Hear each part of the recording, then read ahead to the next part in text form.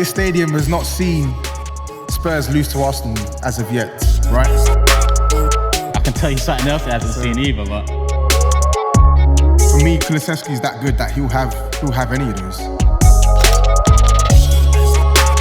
Despite what he's done this season, I don't think he's putting himself in the conversation to be a top manager.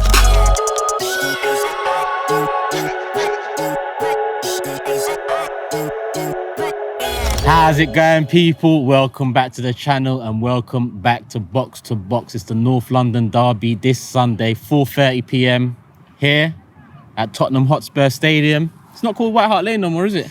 No, not yet. But I'm not sure if it's going to be called White Hart Lane again. But we're waiting for sponsors in that. Waiting for sponsors, yeah. Get that revenue in. Yeah, it'll always be called White Hart Lane to me. That's what it is. Yeah, that's what I tend to call it. But listen, I'm with Tobes. You know what it is already, my big six brother. Make sure you check out the face-off with him and his twin brother over on DR Sports because it was banging. And make sure you check out the big six because that was banging too. And Monday's show is due to be a big one. Manchester Derby also this weekend. So we're going to see what we're saying come Monday. But Tobes, talk to me, man. Tottenham season so far, outside looking in, it does look messy. But when I look at the league table, 2 points behind fourth, 2 points behind third, only 6 behind City in second. Aside from Arsenal, who have been in impeccable form throughout the season, is it as bad as it's been made out to be this season? I think, unfortunately, it is. And I don't say that to say that like we're the worst team ever, but I think when you look at what we expected to see from the team in terms of progress from last year in May to now, it feels like we've gone backwards. So whilst on paper it looks like we're close, we still have a possibility of getting top four. We're still in the race. We're still in the mix. Still in the Champions League. Still in the FA Cup.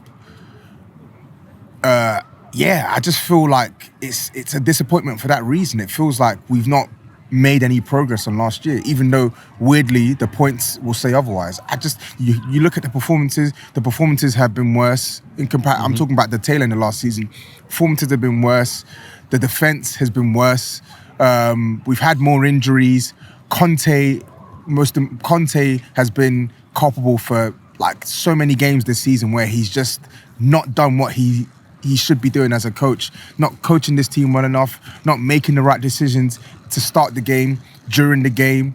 And then on top of that as well, when you look at how the summer window ended, as we spoke about on the Big Six, a window that started off with so much optimism and wasn't a bad window, mind you. It wasn't a bad window. We signed some good players, but when you look at the crucial players that we needed in the key positions in the defensive areas, we didn't get those players. And that's in a snowball effect, what makes this sort of a disappointing season for Spurs fans.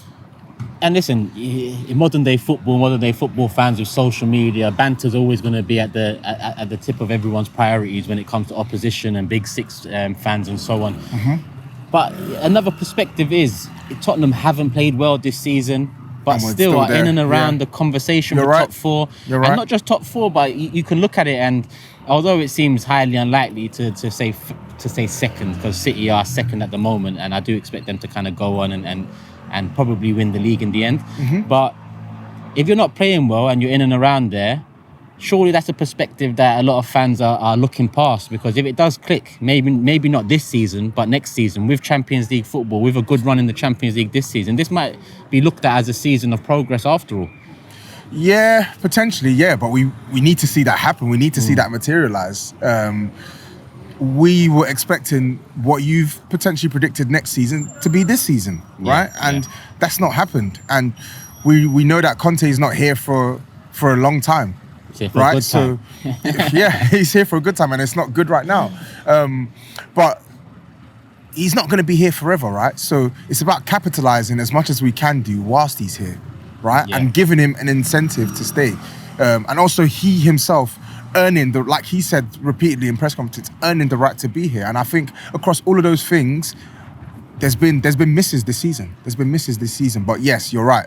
If there's one thing I can give Conte credit for, even when we're playing poorly, we have a team that don't know when they're beat. Unless you basically have to bury us in the dirt to sort of kill us in the game of football, which I don't even like using as a positive for Spurs, because it just begs the question, why can't we play like that for 90 minutes instead of 45 minutes? But there is a resilience to this team, and there's been not once, not twice, not 3 times, not 4 times we've seen this Spurs side this season and last season turn a result around. Maybe not wins all the time, but we normally find a way to get back in it. And I think that's why you see us in the position we're in now, because as poor as we've been, we do have some characters in our squad, and we obviously have our coach who drills us to try and never give up in these matches. And you've been unlucky with injuries this season. But let's talk about Harry Kane, because this season his performances, his goals have gone under the radar because of Haaland and what Haaland's doing. But 15 goals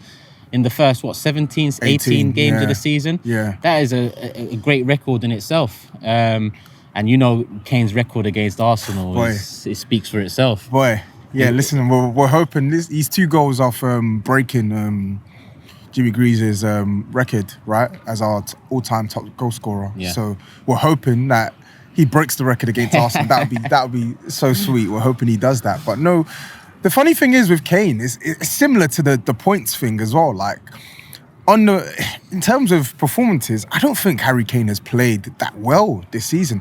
If I compare it to the Kane of the second half of last year, the Kane of the season before that, his normal performance levels, like it's very noticeable to see whether Harry Kane's playing at 8 out of 10, a 6 out of 10, or 4 out of 10.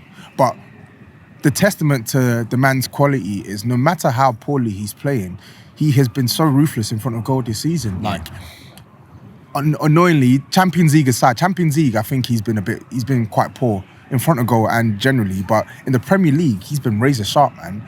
You can mark him for 30 goals if he continues this rate. Yeah, I think I read somewhere, and it actually shocked me reading it, but I read somewhere that it was like, this is the most goals he's had in the Premier League at this stage of the Premier League campaign, which is nuts, because he's scored 29 goals, he's scored 30 goals a season, right?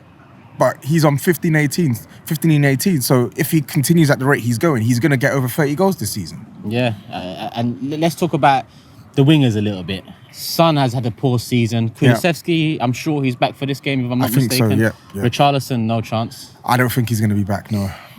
Forget Son for a sec. Kulusevski, we had a debate earlier on this season, and it was a super fan debate, and I was asked right at the end about Kulusevski and Saka. And at the time, I said I think Kulusevski just beat Saka all round. But 5-6 months later, I'm looking at it a bit differently. I want to know how you're looking at it, because right now, when you look at Saka at the World Cup, Saka's performances for Arsenal, he's continued to build on his impressive start to his Arsenal career. I'd say Saka is the better winger now. I don't know what you think about that. I don't think it's wrong for you to say that, but I will still go with Kulusevski. I've always maintained that I don't think there's much between the two, and I think that's probably more a testament to Saka than Kulusevski, because Kulusevski is like a year, I think, like a year older than Saka. Yeah.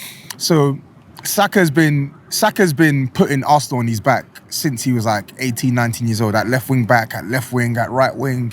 So I don't think it's a diss when people say that Saka's better than Kulusevski, but me personally, I'm picking Kulu, man. I just think, yes, Saka's got the dribbling and the pace, but I just think on the ball, I feel like Kulusevski, his way to pass, his vision, his creativity, and then his ball striking as well. I know Saka, it's weird, I think Saka scored more than Kulusevski this season. I think he's got like 6 goals, 6 assists. But when I look at what Kulusevski's capable of as a winger, I genuinely think that we're sort of not hampering, but we're sort of having to get him to sacrifice his goal-scoring instincts to be the creator in our team. Because if you look at the way our front three is, he gives the attack more balance. I feel like Son and Kane are the ones that are the ones responsible for going on to get the goals. And I think you see with Kulusevski, he's the third piece, the facilitator. But the Kulusevski I saw in the Serie A, this guy's got a crazy left foot. And if you look at some of the goals he scored for us last season as well, he's had it on evidence. So I think it's a worthy debate. I can't lie. Like, Saka just keeps getting better and better and better. And like I said, I'm nowhere near mad at someone for saying Saka's better, because on current evidence this season, Saka's played more games, but Saka's been the best winger of a side that are top of the league. So yeah. And we talked a bit about Tottenham this season, expectation and reality, and you know, maybe it's not as bad as it's been made to seem. Kane, Kulusevski, those two are heading into a crucial summer. Kane's going into the last year of his contract come this summer. Kulusevski, I believe there's a clause in the deal with Juventus that if you don't make Champions League... No. Is that was correct now? That was the year before. It said, so the deal became obligatory if we made Champions League last season. Kulusevski will be a permanent player at Spurs. I thought we might have been able to sneak in there. Bro. He's an Arsenal fan after all, no? I think the only reason why it probably wasn't made permanent last summer is just because they're thinking to themselves, why make it permanent now when we've got the option to make it permanent next season and put some more money towards other players.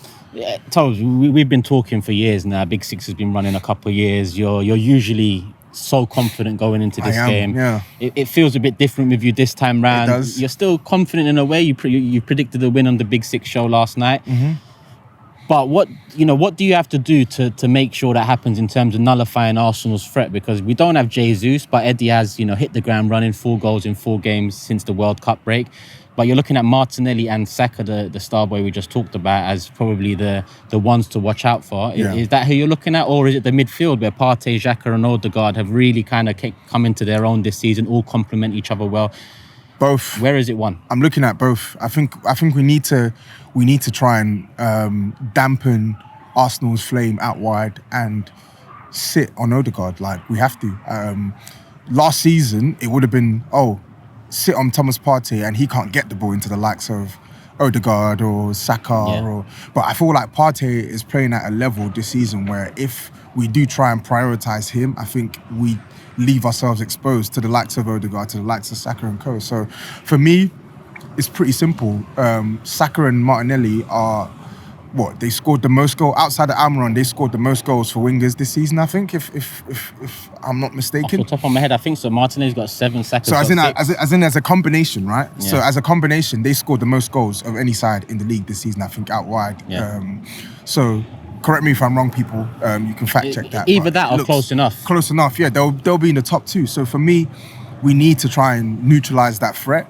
And I think we need to try and neutralise Odegaard's threat. I think he's playing at a level now where like everyone is seeing his quality and he's pulling strings. He's pulling a lot of strings. So we need to try and do like a hybrid of Newcastle, but we also need to be as active as Man United when we do have the ball. Yeah. You see, you know what I mean by that? So when Man United had the ball against you, even though they didn't play as well as you did with the ball, quick passes, when they had it, open up. They could cut you open, right? Yeah. So and you've got the quality to do that up front. Yeah, and obviously, granted, you got Thomas Partey there now, so you may not be as susceptible on the counter-attack as you were before. But even in the game at the Emirates, you dominated most of the first half, but I actually thought the latter stages of the first half, we came into the game and there were several counter opportunities for us. And I think if we had got what's the word I'm looking for? If we had a bit more composure and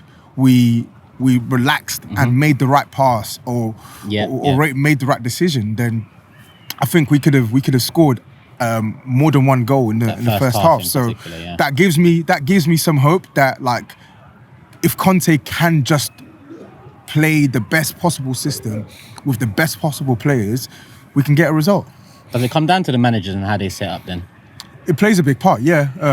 I think with us, obviously we've got the Achilles heel in our defence. So no matter what Conte does, we've seen that there are some players that are just going to be bozos and just going to throw the game into the Which side are you more hand. worried about in that sense? The right back situation or the left back situation? It's easy to say right back, but would it be Perisic playing left? Perisic would be and playing he left. aids the attack so much that with Saka on the right hand side for us, there could be some space in behind. So I thought Perisic was all right at the Emirates, to be honest.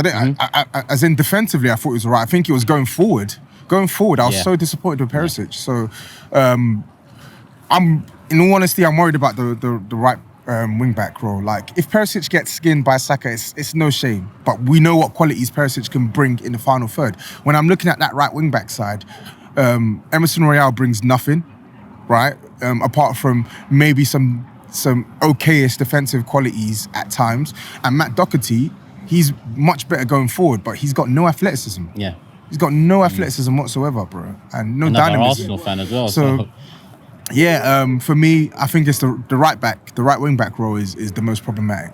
And equally, you look at the way Zinchenko plays and Kulusevski potentially being back for this game, there could be space for him. But Yeah. as a Spurs fan, who would you want to see start left back for us? Zinchenko or Kieran Tierney? Who would you be more worried about defensively in keeping Kulusevski out of the game? Because, you know, a lot of people say Zinchenko adds so much to the side, but at the same time, Tierney is the better defender of the two.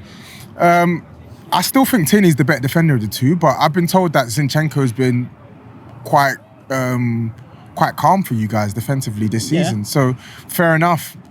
For me, Kulusevski's that good that he'll have any of those. So You don't mind who you see? I don't mind who gets picked. I think Kulusevski will give either of them problems. And again, I'm going off the game at the Emirates. I think we had a lot of space on that right hand side. It wasn't like we were skinning Zinchenko 1v1, but as a consequence of where he plays, when we got the ball Yeah. in a good position, there was a lot of space on the right hand side. So we can exploit that. And if I asked you to pick out one key battle on that pitch, one player versus one player, who would you lean towards? Is it a Kane against Saliba or Gabriel? As in, like, where a Spurs player is going to win, or which battle do you need to win in order to, you know, Kane and the centre backs. Gabriel is dominant. Mm-hmm. Saliba's dominant. Gabriel is I think he's class, and I think he tends to get the better of Harry Kane at the Emirates, right? And I think he played against us last season. Did he? Last season? Gabriel? Yeah. I think he did. But either way, Gabriel and White, wasn't it? Yeah. No, Gabriel and Holding in the home game. In the home. Oh yeah. So I think it's imperative that Harry Kane asserts his authority in this match, not just with the goal scoring, but with the other things that we need. Because ultimately he's our number 10 and our number 9, right? So we need him to be able to impose himself in this game, and he needs to do that physically, which is not going to be an easy challenge. And it's not a case of having to get into physical duels with these guys all the time, but Harry Kane is a clever player. Mm-hmm. Like, I think he's outsmarted better defenders than Saliba and Gabriel, as class as both those guys are. So for me, that's key. Like, if we can get Harry Kane in a mood where, like, Arsenal can't really keep a lid on him, then that goes a long way for us getting 3 points in this match. What about Mikel Arteta? Let's move on to him, because over the years there's been a lot of doubt. First and foremost, you know, a lot of doubt from Arsenal fans, so it's not surprising that there's been doubt from Tottenham fans, Chelsea fans, United, and so on. But do you think he's not put himself in the top bracket of managers, but putting himself in the conversation to become a top manager, to be a top manager? Because if you see the way he's turned around the fortunes at Arsenal, listen, it doesn't come down to whether we win the league or not this year. What he's done to bring us to where we are in terms of connection with the fans, in terms of players that we actually like, a system that we can kind of get behind. We enjoy the football again. You know, it's very different now compared to 3 years ago when he came in. What's your thoughts on Mikel? Because you, as I have, you've been a doubter over the years. Yeah. You know what? I actually liked what I saw from Mikel Arteta when he first come in. Your first 6 months, I didn't really... You finished 8th, but I didn't really think that was down to him. I think he was managing a really poor squad, and he did quite well to win the FA Cup. But what proceeded after that was scary, and it made me just lose all my ratings for him, because I just saw a manager who just didn't have a clue. Like, the football was horrible. The decisions didn't make sense. It was just bad, really bad. But I don't know. I don't know. I think despite what he's done this season, I don't think he's putting himself in the conversation to be a top manager. And the reason why I say that is because it's one season. Mm-hmm. And we're talking at the midway stage of the season. You're top of the league, you're flying. I think on form this season, he's been fantastic, right? And he deserves his plaudits for that. But I think we need to see a bit more longevity before I start saying, yeah, he's fighting to put himself in the upper echelon of managers. But listen, the trajectory is clearly there, right?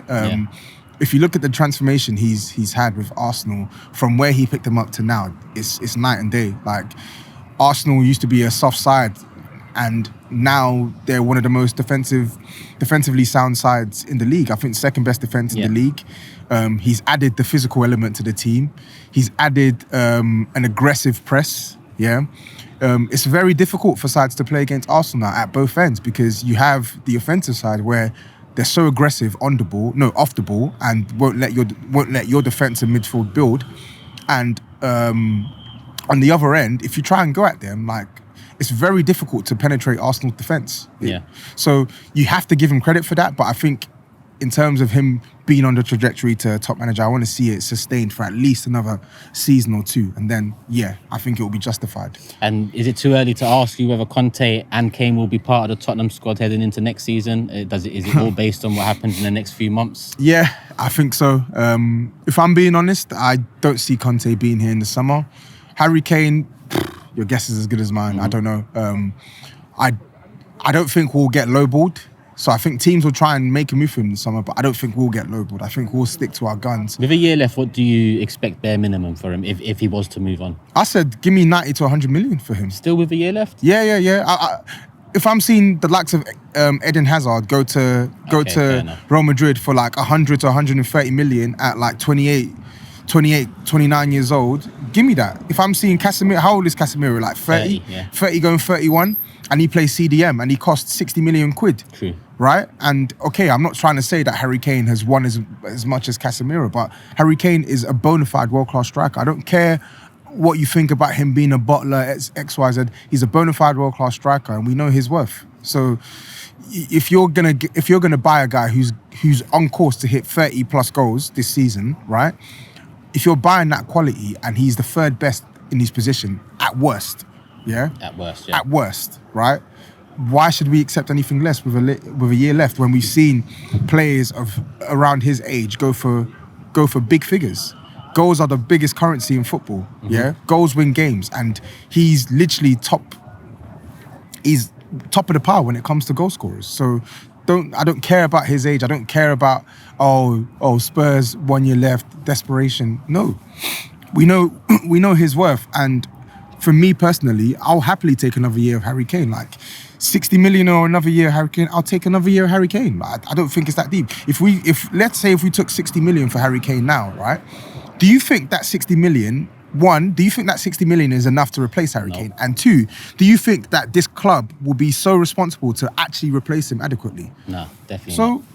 Definitely not. No, I get you 100%. I'd probably say the same thing if the shoe was on the other foot. One last one before we move on to predictions. If you didn't watch the Big Six, we're going to make them here again. Eddie Nketiah, are you worried about him at all? Are you looking out for him because he has, the confidence on his side?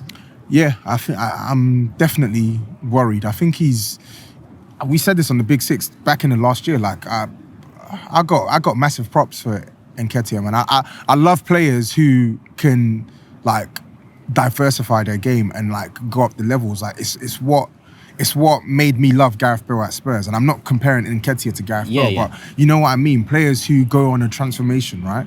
Because the player that I see now is unrecognizable from the player that I used to see a couple years back when I think he was playing for Emery, wasn't he? Emery, Leeds, loan, and so on, Yeah, so I think he's going to be a pest for sure. Like, he's stronger now. He can hold up the ball better. And I think the one thing which he adds that I don't think Jesus has as much as he does is I think he's going to be active in the box. He's going to be alert. Yeah. He's going to be sniffing out chances. So he definitely does worry me, but hopefully Romero is going to be there to hopefully do a job. But then I feel like we're going to be giving Romero overtime because he's going to have to worry about Nketiah and Martinelli on that side. True, so, yeah. I'm worried about Nketiah. I'm worried, I can't lie. Let's do predictions. If you didn't watch the Big Six, obviously we're going to make our predictions here. You're the home team. Now you've had a night to sleep on it. Is it the same prediction? Or Same prediction, yep. This stadium has not seen Spurs lose to Arsenal as of yet, right? I can tell you something else it hasn't seen either, but... Go on. Trophies, my guy. Trophies.